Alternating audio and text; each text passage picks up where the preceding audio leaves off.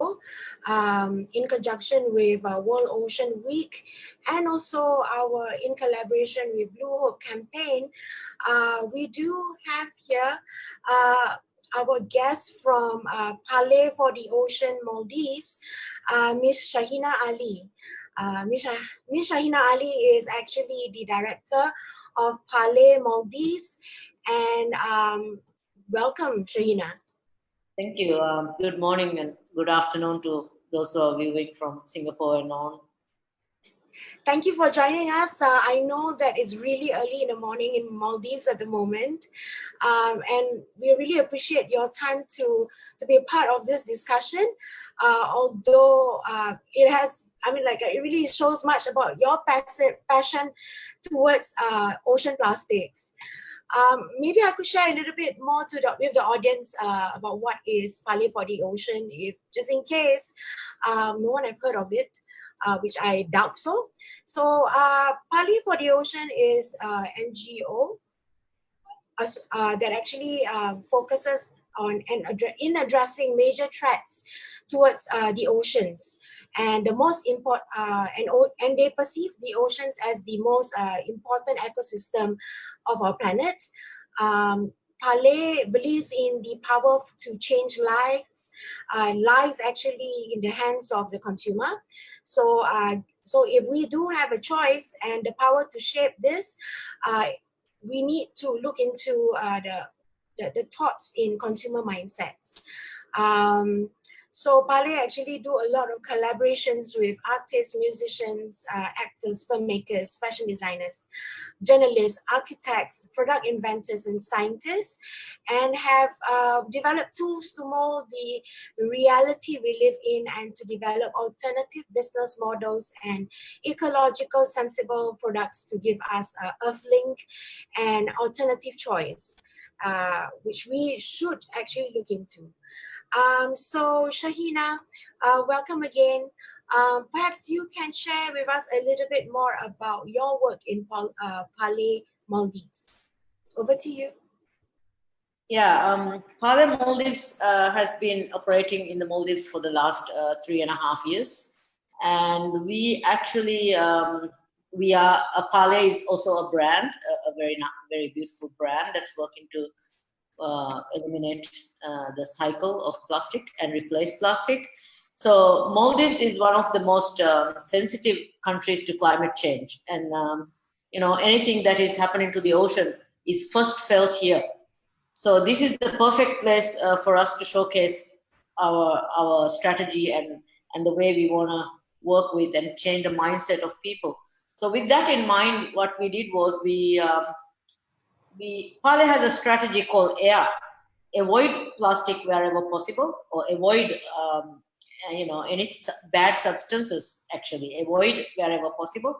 And then we have intercept. If we must use plastics, let's intercept it and dispose it responsibly. And then you have the redesign, which is the R. Let's redesign the material. Let's redesign our life to not have this bad material in it. Let's do these things.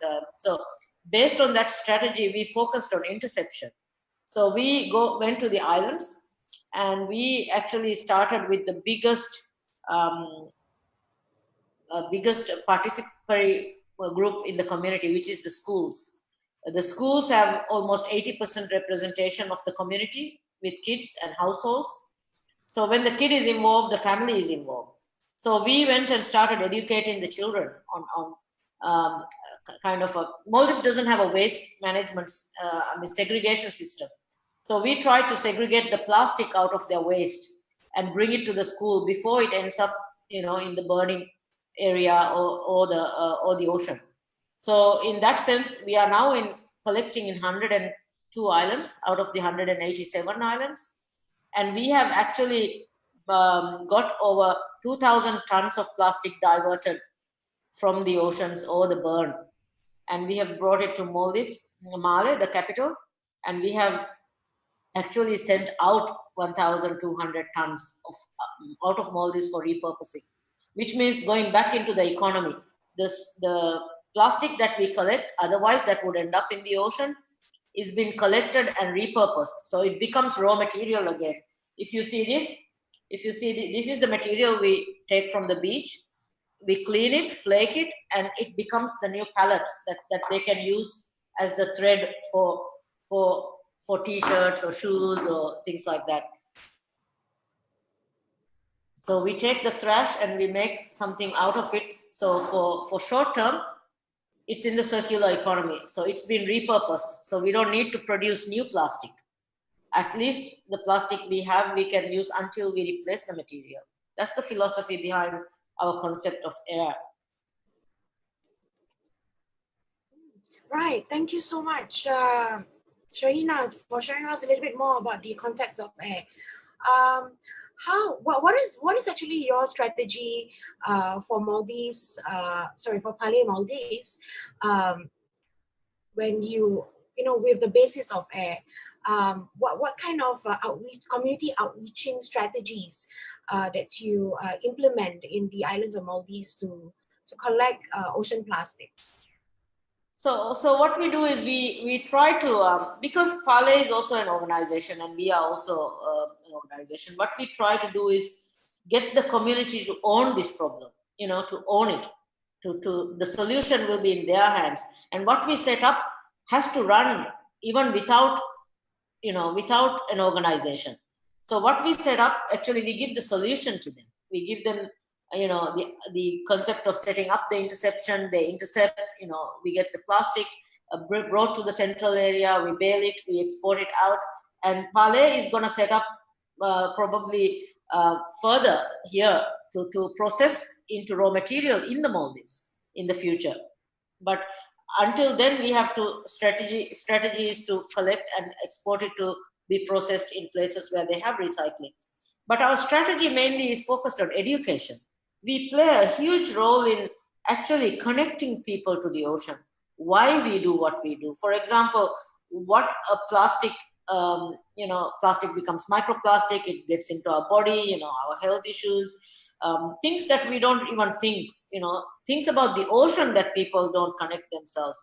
This beautiful nation is built by the tiniest organism in the ocean, the coral polyp, you know, built in the coral. So everything is connected, and people need to understand this connection in order to actually protect this connection and protect this ocean.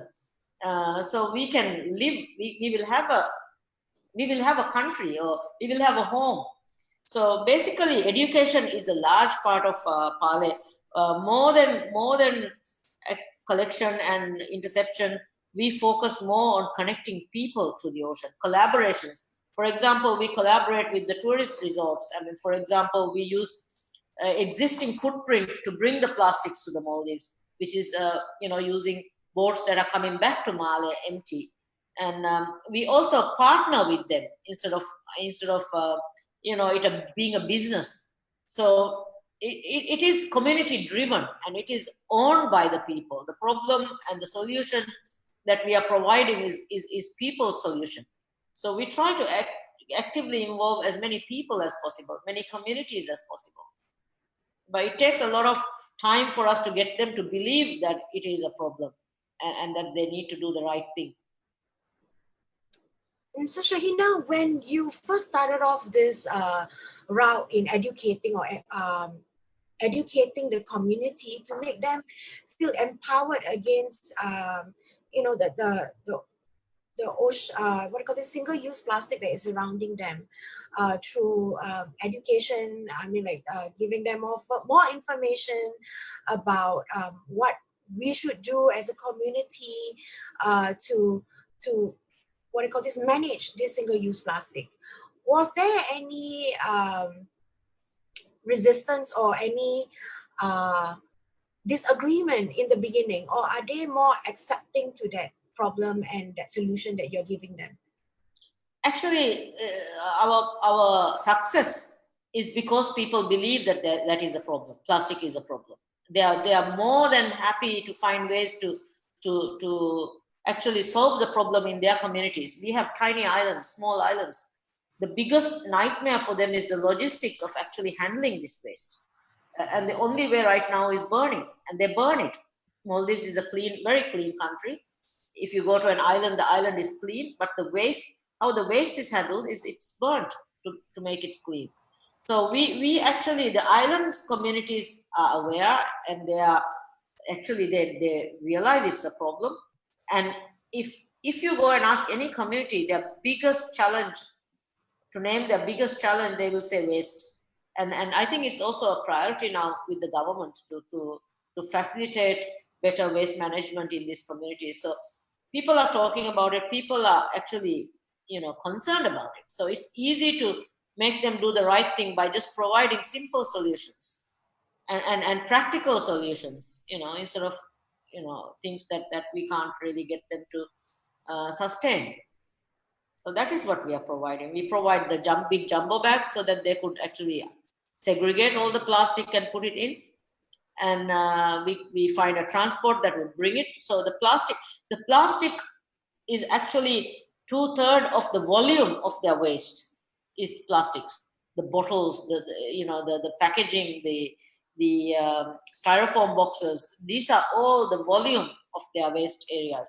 Once this is removed, the waste area volume is very small for them to handle.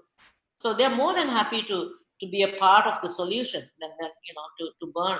They understand. Maldivians are really very aware people in many sense, but connecting, they just need that little push for them to connect themselves to, oh yeah, this is what is happening. They might not see it the way we see it. So we need to make them see it the way we see it. Why we are so concerned and going and telling them to do something. They need to understand why we do that. And they need to be as passionate as us, for them to solve this problem.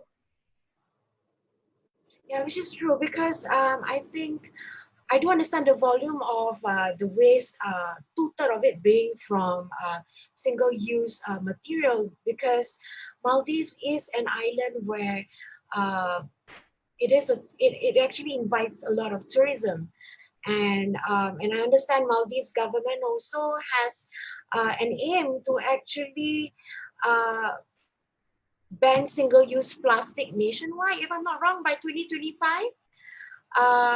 And also to ban the imports of plastic bags. So I must say Maldives are really fronting its way into becoming or aiming to be the global leader in sustainability, especially in regards to tackling of plastic waste. Do you have any thoughts on that, Shaahina? Yes, the government is very concerned, and we are very, very focused on the ocean health, because we are an ocean dependent, we are a tourism dependent, fishing dependent nation.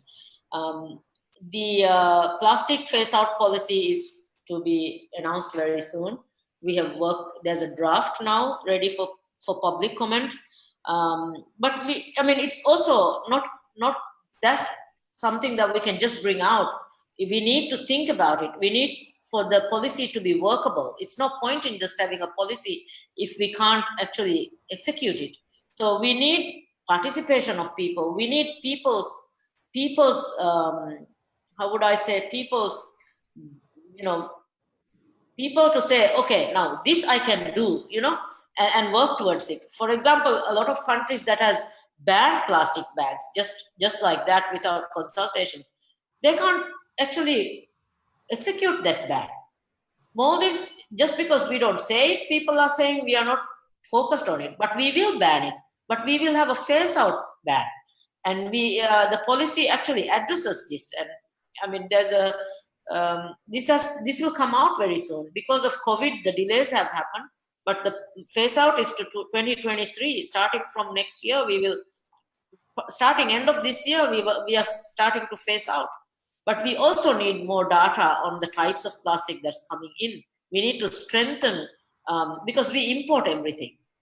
But the data we don't have how would I say, we don't have that data to say this is the amount that is being recycled or recovered or segregated, because this is the amount coming in. We need to figure out a way to find how much plastic comes into the Maldives as well. So we need to strengthen those things. Like, for example, packaging.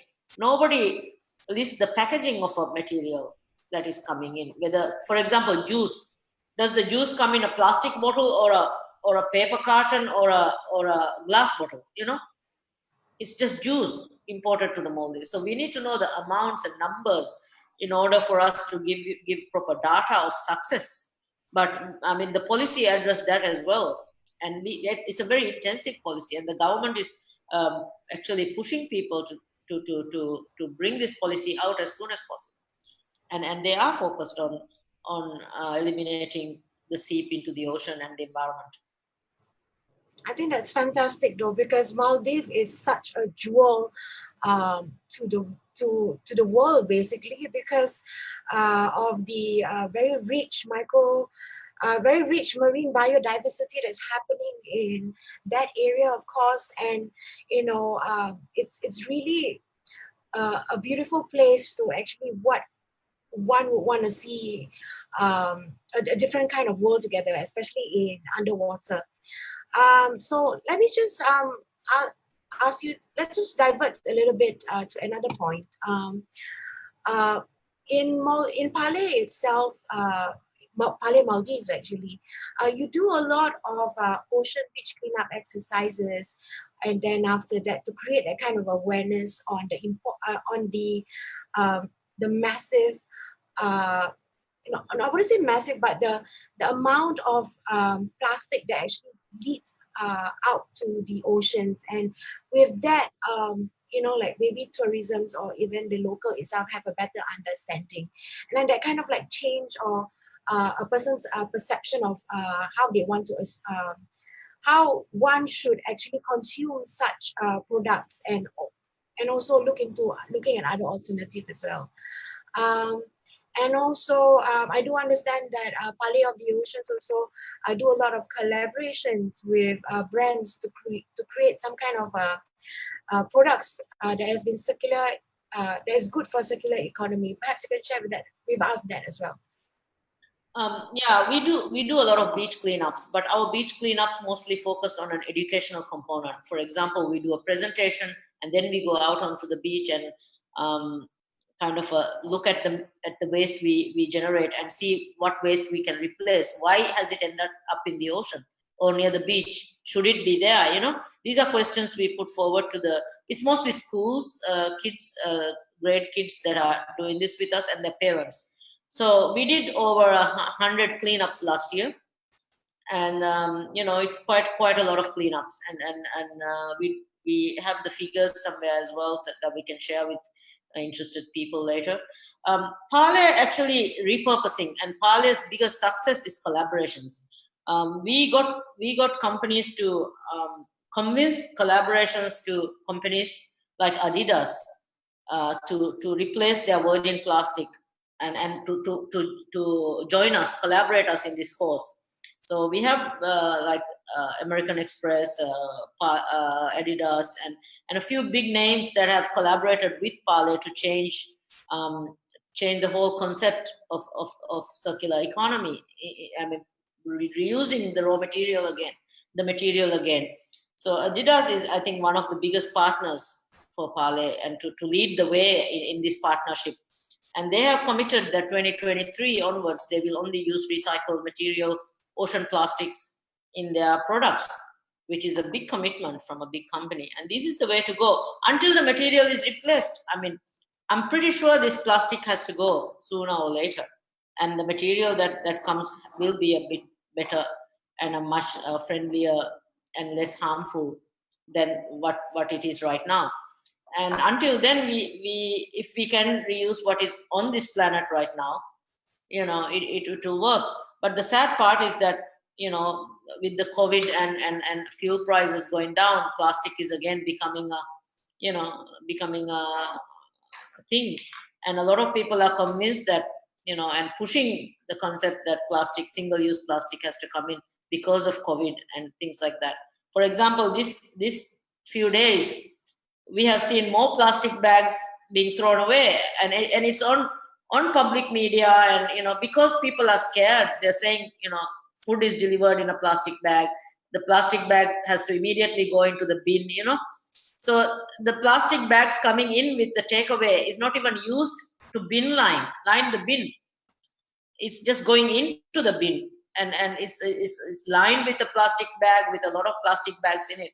So Maldives being so fragile, and we are burning all the waste, Imagine the amount of plastic that will be burned. I mean, I'm pretty sure that we haven't looked at the numbers, but I'm pretty sure it would have increased like at least 1/3, more than normal, the amount we throw away. It will be interesting to find out exactly how much more plastic we have used in the last 2 months. Actually, it's true, because plastic, I think the psychology behind plastic at the moment is that it is a product of convenience.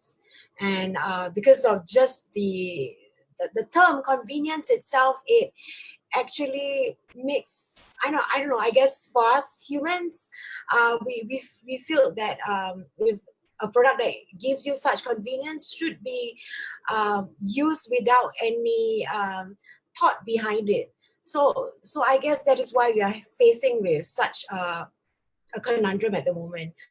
I'm not saying that plastic is a bad invention. It's actually one of the best. I think when it first, it first came into innovation, I think it's a fantastic a product. But and also it is a very affordable product as well. But it's just that how somewhere along the line, throughout the whole process from then upon creation till now, it kind of gets skewed somehow. But I mean, like with someone who have a very positive approach in life, and I'm sure how like people like Parley and some other organization that is trying to bring a new life to plastic through circular economy as well. They are, I mean, like the extent of how PET bottles coming into plastic fibers and then to recreations to different kind of products. I think that technology itself is fantastic. So Shaahina, I see a couple of maps behind you. Perhaps can you share with us a little bit more about those maps and those, I don't know, are they like tic-tac-toes or something? That's the map of Maldives, and that's actually it's in the office, and every dot you see on that map is an island we have established a collection. And like I said in the beginning, we are in 102 islands already, and we have achieved that amount, and that is Parley actually. Parley is a very small organization if you look at only the Parley staff, but our 102 islands and the schools behind us, that is the real Parley in the Maldives. We actually try to get people to join only if they believe, and to get them to believe is the challenge. And we have made people believe that this is the right thing to do. I mean, I'm not saying plastic is bad and we can get rid of it overnight. What I'm saying is make the right choice. For example, if you're buying a knife, go buy a knife with a wooden handle than a plastic handle, because we pick up knife handles on beach cleanups because somebody throws it into the ocean, or they go, or a fishing boat throws it into the ocean and it comes back onto our beach and we're cleaning it, and it becomes microplastic. So we actually tell people to choose right when they are choosing new things. For example, in your kitchen, look at how many plastic things you have that you can replace when you're buying new. So when we are in schools and when we do parent presentations, we actually show the amount of plastic stuff in our kitchen and say, look, how many of these can you replace when you're replacing it? A plastic strainer can be replaced with a stainless steel strainer, right?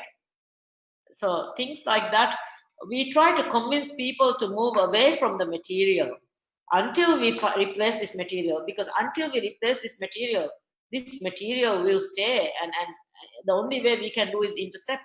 That's why we say air is very important. Avoid wherever possible.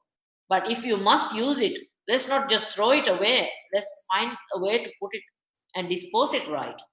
And then redesigning is replacing everything that you have slowly to consider more friendlier choices.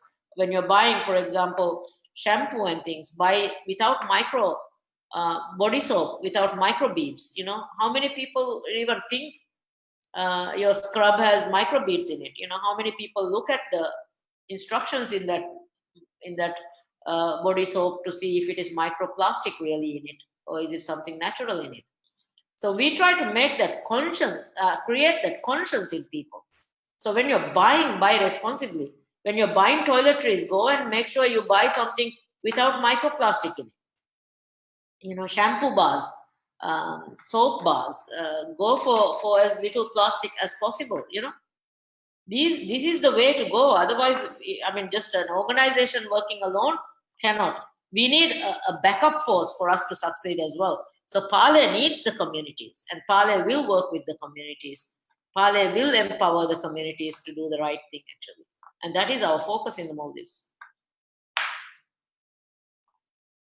Shaahina, out of curiosity, when you do this education programs with children's, the voices of the future, I usually call them, any interesting questions that they actually brought up and asked you?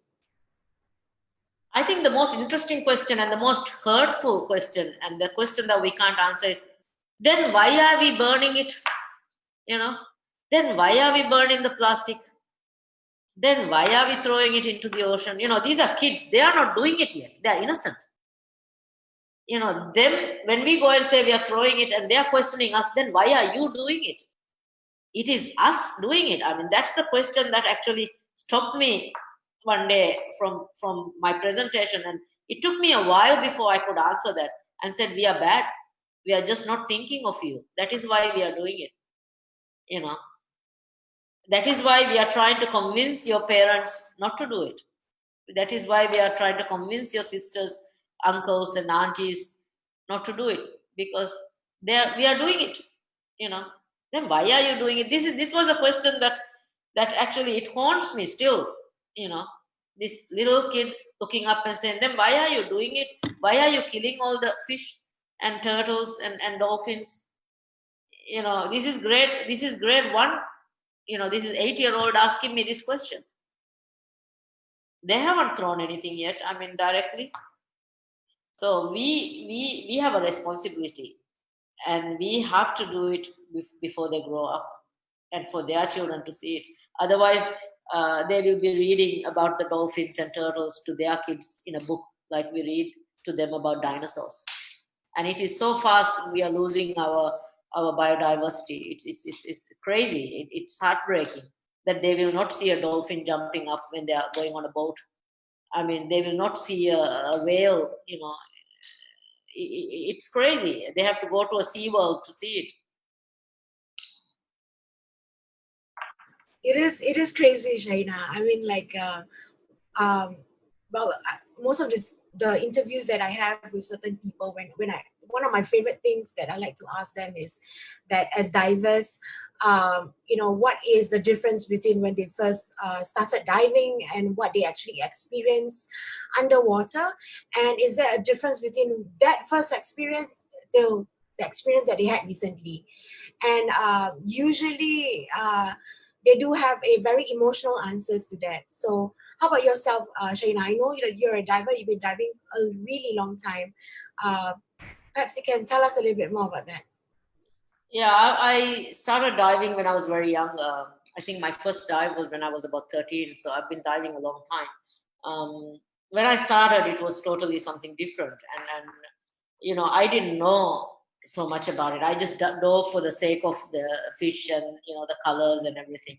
I didn't think of it that it is connected to us so much. And a lot of divers do that. They just dive it for the fun, the sport, they don't really connect themselves to it. But now it's changed. The last 15 years, the divers have been really a big lobbying group to protect this beautiful ocean.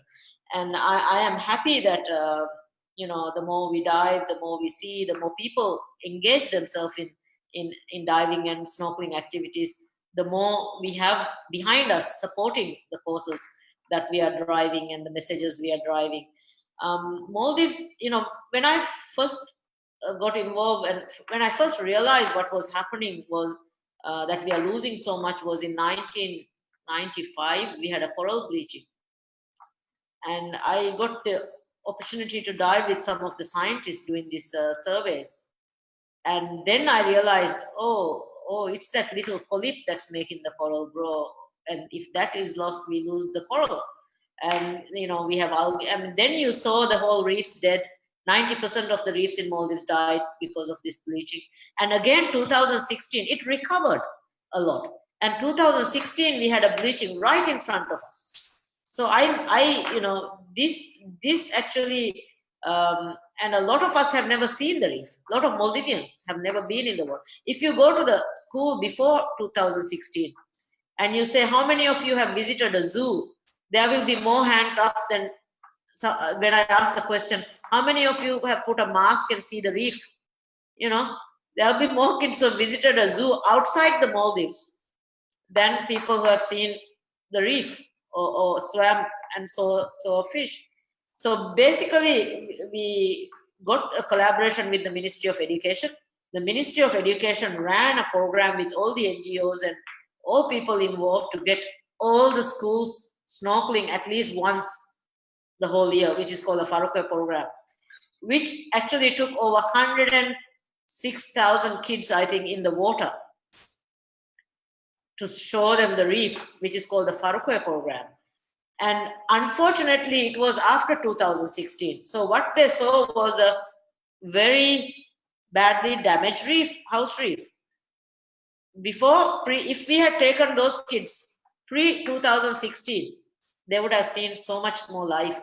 So what we are saying is we are losing every month, every day we are losing life on the.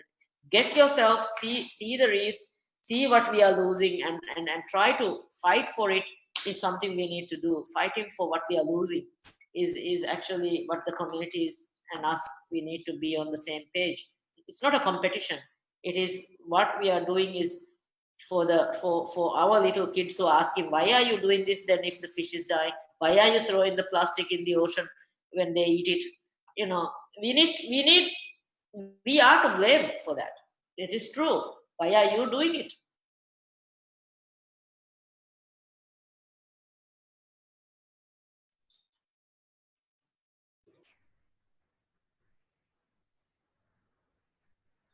Right. And I think, sorry.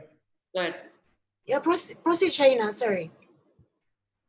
So, basically, we need to, all adults, all parents, we need to actually be a bit more thoughtful, a bit more conscious of our footprint and what we are leaving to the kids. And meaning our footprint is what we throw away or what we are taking responsibility for. If we love our children like the way we do love our children. We give them everything they want. And we need to give them a future as well, not just in our lifetime to make them happy material things. We need to give ourselves a little bit more than what we are giving them right now, and give them a future environment. Right. So Shaahina, so Maldives, or even Parley Maldives, has focuses a lot on the education sector, which I think it is important so that we can actually look into ourselves and maybe adjust our behavior towards excessive use of single-use materials. Aside from education part, like for Maldives itself, I'm sure because there's a lot of Maldives is a very diverse country that uses a lot of it's also a fishing, it's also a tourism place, and also a coastal settlement. In terms of what is being collected from all, let's say for example, beach cleanup or any cleanup in Maldives itself, is there any issues with regards to ghost nets, or even like is Parley also looking at different ways to tackle that situation? And from that situation itself, are there plans in the near future to convert them into another product perhaps, or another material maybe? Is there any what is the vision on that bit actually? Parley, actually, the first shoe that was made by Adidas, the green and white shoe, the whole green lines was done with a big fishing net, ghost net that was pulled by Sea Shepherd. It was I think a 5 kilometer or 7 kilometer net that was taken by Sea Shepherd, and it was used to do the shoes. Ghost nets, Parley is directly not working at the moment, but we do collect the ghost nets that the fishing boats are taking, and we have stored it. We have stored some nets for future process. There's organizations like Olive Ridley and other groups that are working on ghost nets in the Maldives as well, and some resorts they take it. But we do get the nets for recycling, and we have actually stored a lot of nets. But we have a fisherman's program. I mean, if you look at it, Maldives is a tuna fishing.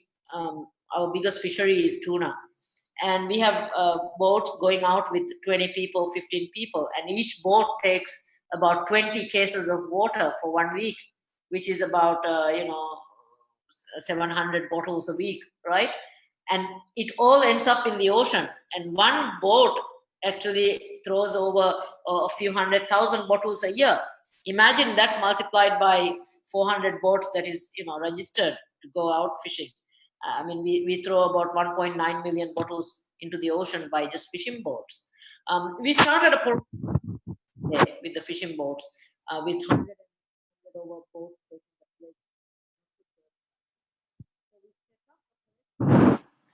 We set up a collection with the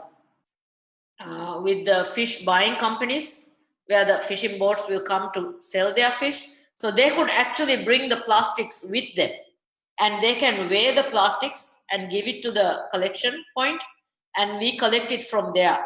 So in that program now, since 2000, since last year's Oceans Day, is almost 1 year, we have collected over two tons of plastic from the boats, and 68 or so boats bring it regularly. And they have a logbook as well there, where they can write the number of kilos they have saved from the ocean. So some boats are going extra bit by actually picking up plastic from the ocean as well. And we want to see more boats doing this. So we see the fishermen and the fishing boats and the communities change the way they look at plastic, and giving them a solution by giving them an area where they can bring it and drop it has made the difference. And we are working with almost all the fish collection points in the Maldives from north to south, which is working very well. Was it a challenge to get the fishermen to take part in this campaign with regards to ghost nets?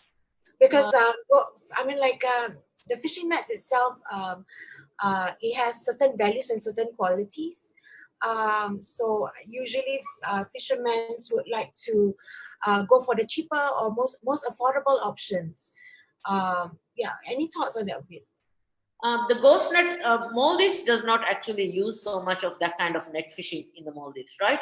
So Maldives, we don't have any.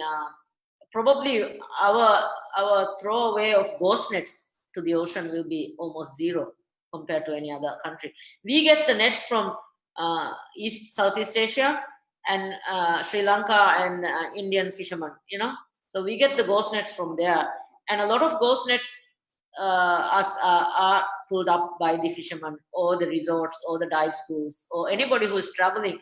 They see a ghost net, they pull it out, because one thing is if you leave it, your engine propeller gets into it and you have more damage.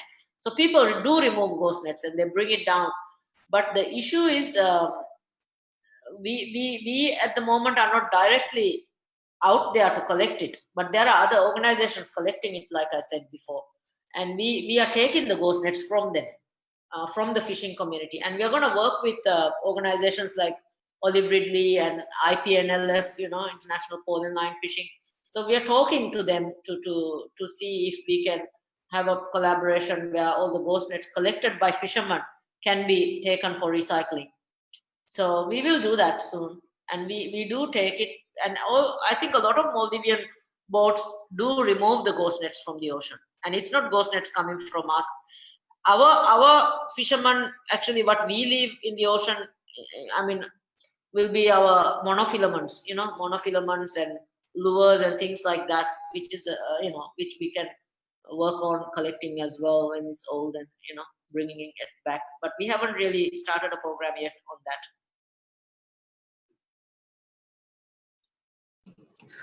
So Shaahina, as part of Parley, I know Parley has been doing a lot with regards to ocean plastic program. You know, there's this, I mean, Parley has actually came up with this model with regards to this conundrum, which is from communication and education to eco-innovation to research and development and also to direct impact. So with that, ocean plastic for Parley has turned products into symbols of change.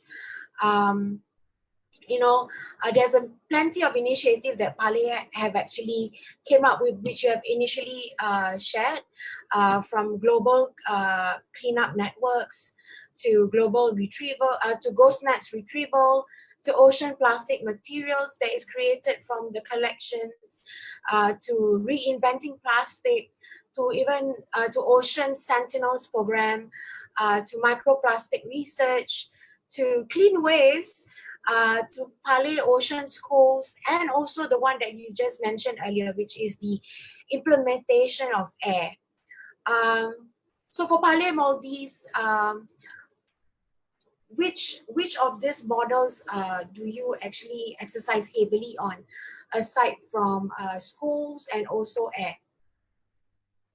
We are actually trying to look into, working with the government as well, trying to, make it review all the, to review all the old, policies, put into, plastic phase outs.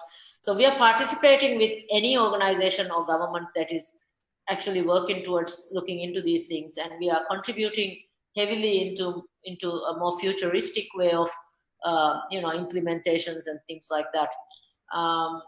I think Parley will work with different communities. For example, tourists coming in will be another big target to educate them. We have 1.2 million arrivals, last year, and we could actually, we are sitting in the best ocean school. They're coming to an ocean school basically, and we should actually educate them before they leave. Tell them how connected we are. Whatever they do in their home country impacts this little low-lying nation that will disappear first because of climate change. So we need to make visitors to the Maldives, to this beautiful school, oceans education playground, understand this. And Parley for the Oceans have actually done that in ocean school things. We have brought, decision makers, corporate, senior executives, to take them down, to take them for a beach cleanup, to show them that branded products, the waste from branded, brands, big brands, are lying on our beach, and it ends up here. So their production line, their products have to be more eco-friendly, other than we, it's not very, how would I say, it's not very fulfilling or very nice scene to see a big brand product on the beach here. They wouldn't even think that it would end up here, but it does end up on our beaches. All the big brands, the packaging from them, the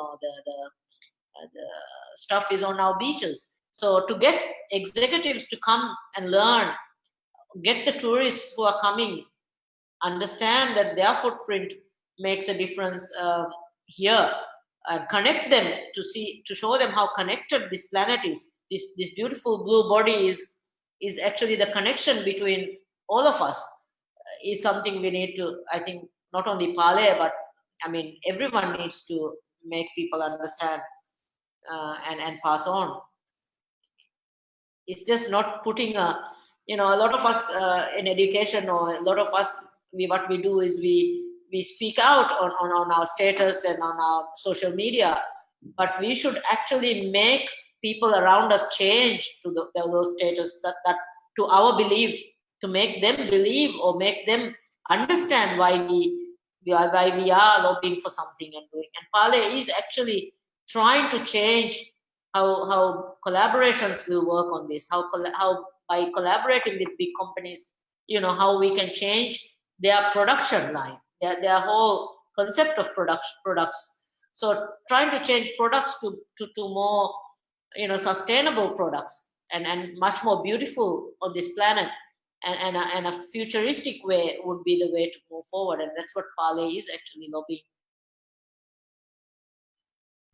Shaahina, do you face any challenges when you want to exercise any programs with the government of Maldives? I do know Maldives government, like what you mentioned earlier, has been very supportive.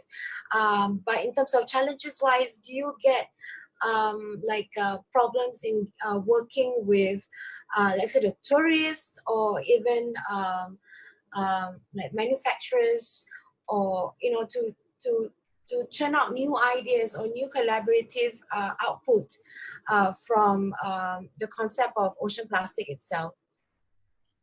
I think the Maldives government is, because it is ocean plastic and it's the oceans.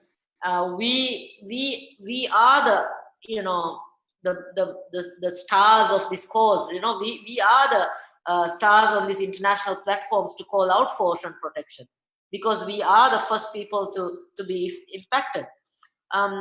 There are challenges in everything. I think the biggest challenge working with anyone, not only the government, is the willingness, or the acceptance of moving forward, and not being hung up on the old, old regulations and old mistakes we have made.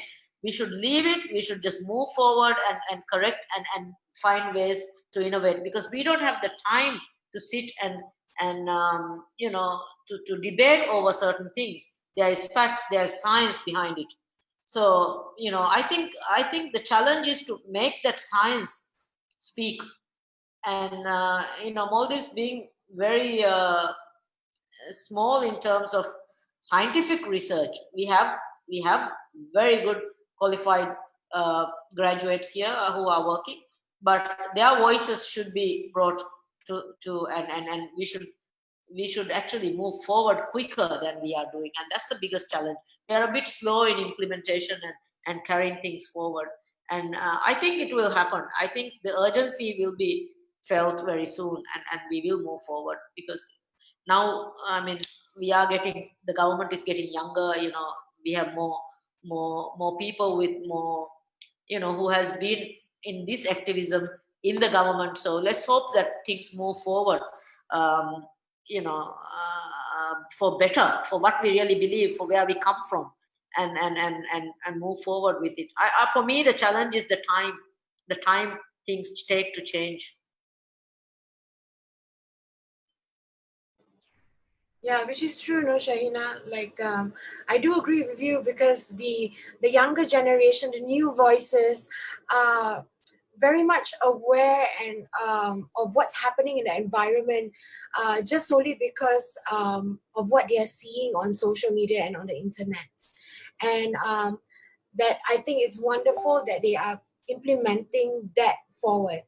Um, is there any what do you call this, plans within Parley itself to have some kind of like a, a, div- a community of youth leaders or youth ocean defenders within Parley in the near future? So that they can be able to uh, push the boundaries of awareness even louder, because I felt that the right now in this stage, in this phase, the youth voices are getting louder and louder, and they are getting that attention. Yeah, Parley is working. Actually, we are working with the whole sector of community, and I think the voices of the schools we are working with, when they leave school in a year or two, their voices and their connection would make a difference in their communities. Parley is also empowering youth, because through sports, and we are trying to run that program. We have signed with the government of Maldives a nationwide program for Future Island Nation, and we will work with the youth and the tourism sector for the visitors, and I think you will see more of Parley next year.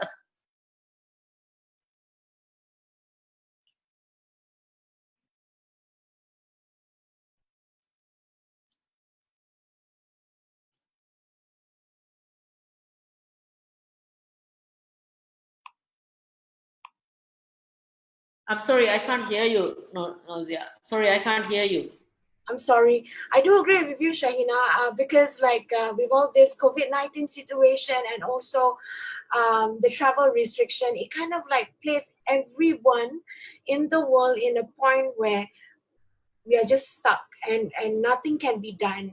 It's either we do, I think it's a good opportunity for us to actually self-reflect on what's actually happening in the world, and also to see what is our next step beyond this COVID-19.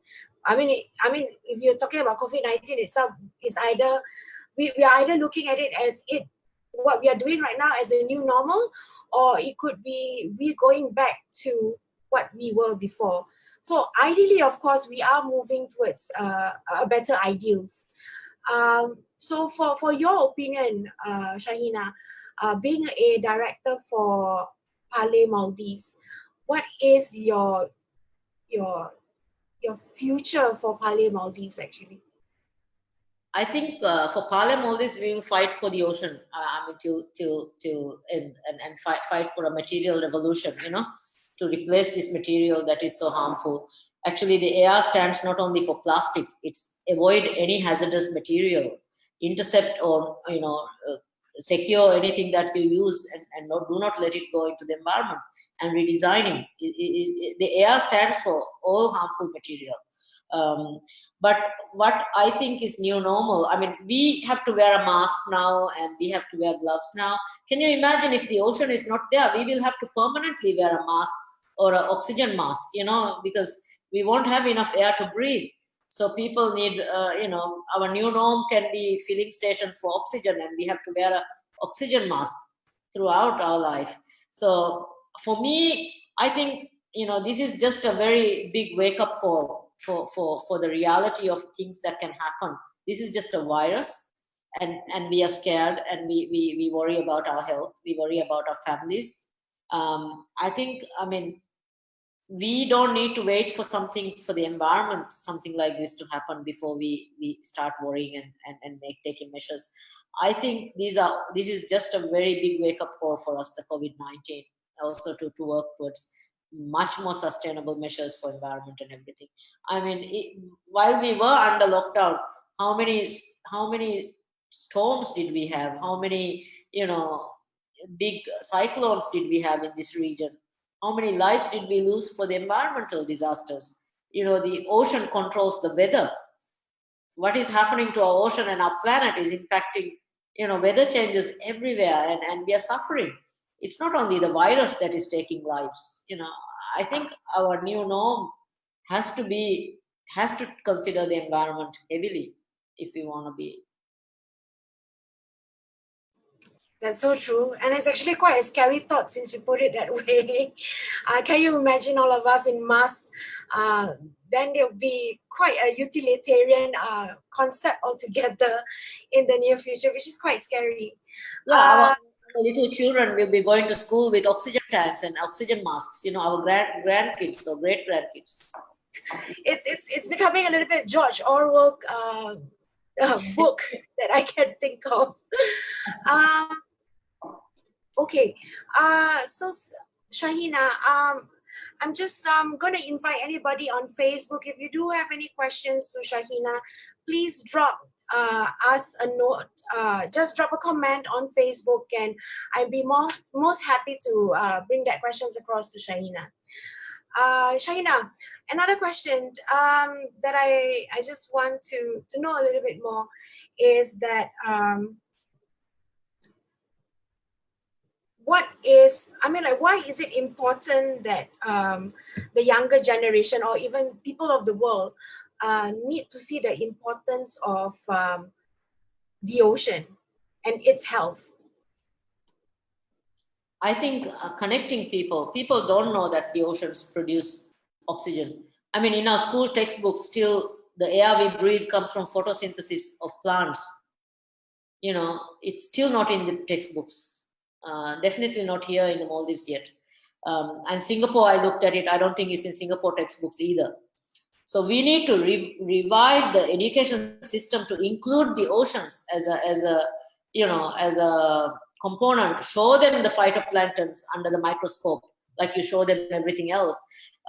Bring the ocean to the classroom, to the labs, to the science behind it, to the I think we need to do that in a larger scale, so we will get at least people understanding and respecting the ocean a bit more if they understands the ocean. Thank you so much, Shaahina. Let me see if we do have any questions on the panel.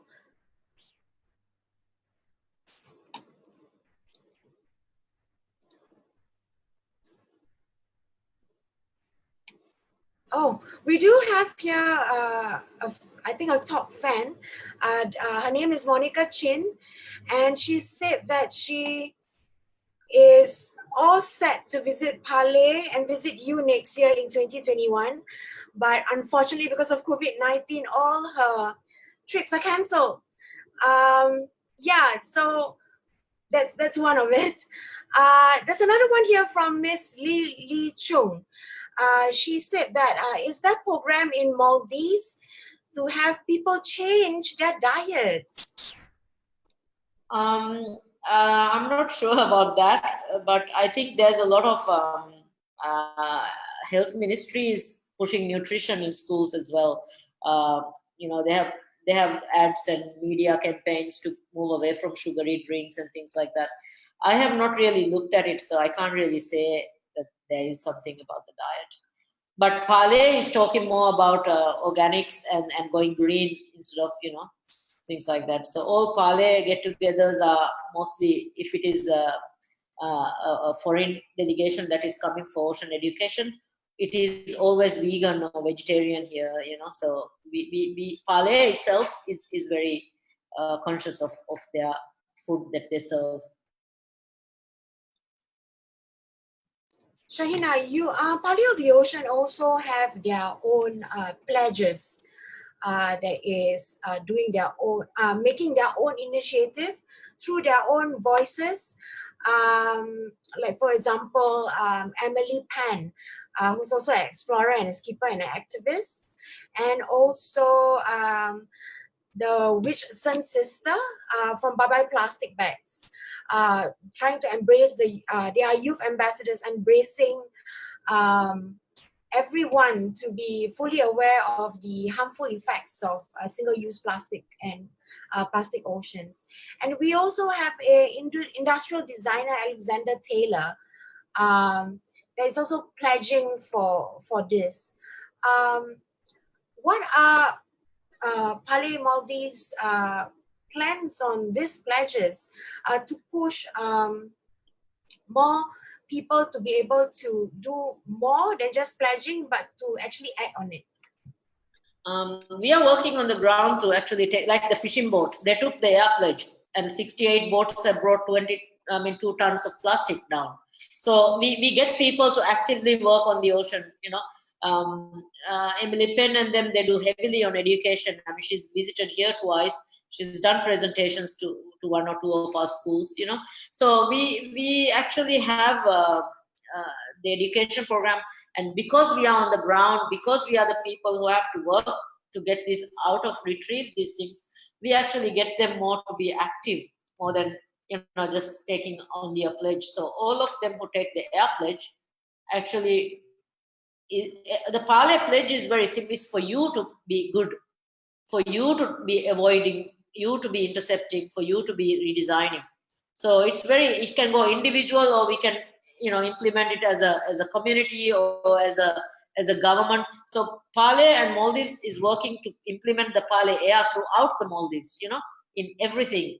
So we will probably see a little bit more by next year or the year after of what we are trying to do to implement and to get this going on a structural level and more of a working level than just a pledge. We already have we are doing more than just a pledge. We are already getting people to do more, to change.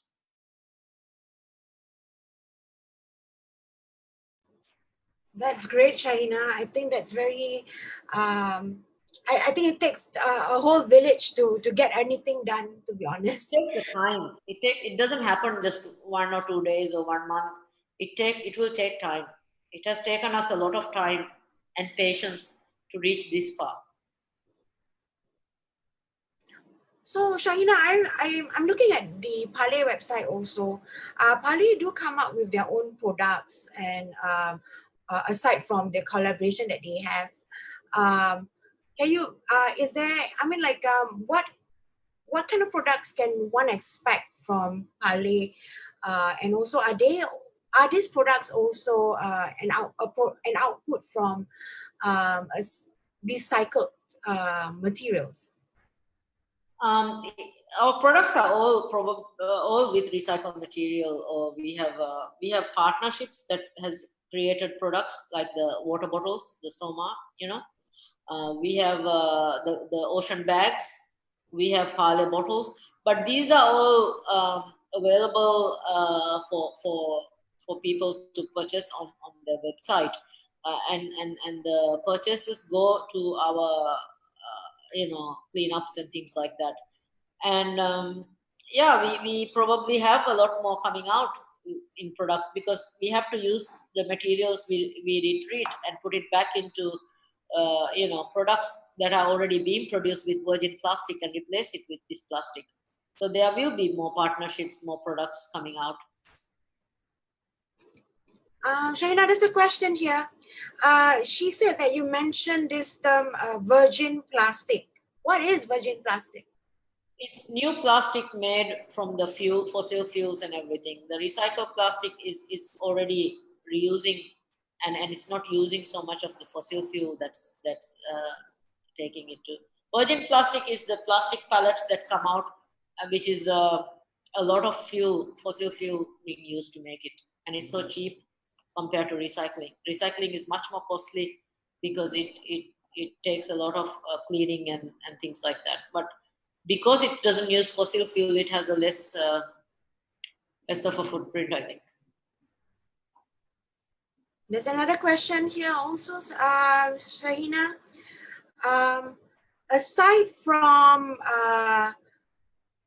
products where Parley is working with Adidas, what else can we see in the pipeline? Will there be any collaborations with clothing materials? Clothing brands. I'm not sure whether I can answer that. I'm not sure of what other brands will come in. I'm sure the announcements will be big, and you can see it on our website. But yes, I'm pretty sure there will be other clothing brands. There will be other brands coming in. Currently, we have announcements with brands like American Express, Adidas, and Corona. Things like that, brands like that. But I'm sure our website will be pretty updated as soon as we have other brands coming in.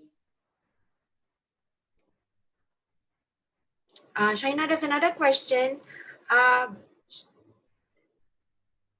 It says here that Parley works quite a bit, takes a lot of inspiration and work with Dr. Sylvia Earle, her royal deepness, I must call it. What is the collaboration with Dr. Sylvia Earle with Parley is for in the near future? Or any any interesting projects that you're working together? I think it's the education program, and we are collaborating heavily with Dr. Sylvia, on the education component, getting the facts, getting the science out there. So it's more education and awareness with her than, she is the person all of us, die to be with them or to learn from. And I mean, we want to bring that to the bigger community, the sciences behind it in a very human way. communicate her educational